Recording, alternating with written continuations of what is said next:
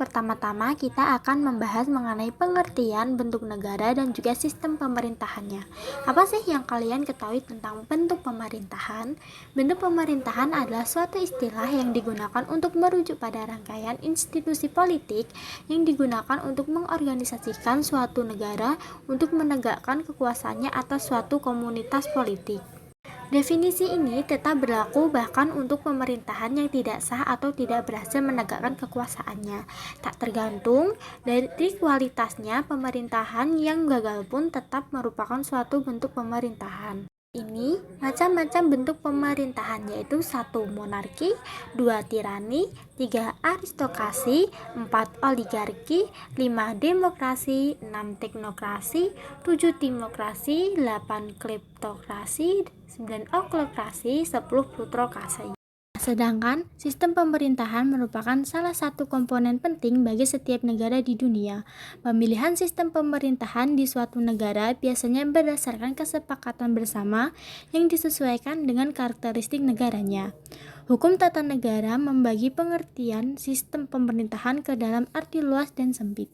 Sistem pemerintahan dalam arti luas adalah tatanan yang berupa struktur dari suatu negara dengan menitik beratkan pada hubungan antara negara dengan rakyatnya. Sementara itu, sistem pemerintahan dalam arti sempit adalah struktur pemerintahan yang bertitik tolak dari hubungan sebagian organ negara di tingkat pusat. Oke, selanjutnya yaitu macam-macam bentuk negara. 1. Negara kesatuan, yaitu kedaulatan negara bersifat tunggal dan di dalamnya tidak terdapat negara lain. Nah, yang kedua yaitu negara serikat atau negara federal, yaitu berasal dari beberapa negara seperti Amerika Serikat, India, dan juga Jerman. Nah, selanjutnya yaitu ini merupakan contoh dari para tokoh yang ada dalam materi tersebut. Oke, materi selanjutnya akan dibawakan langsung oleh teman saya. Sistem pemerintahan parlementer.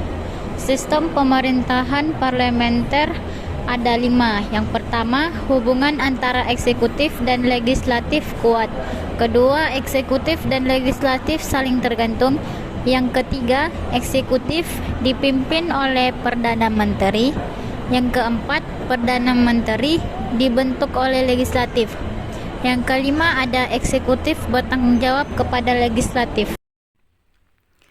Sistem pemerintahan presidensil. Sistem pemerintahan presidensil ada 4.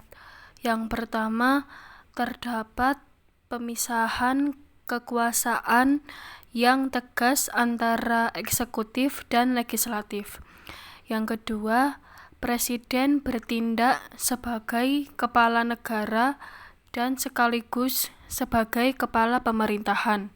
Yang ketiga, eksekutif tidak bertanggung jawab kepada legislatif.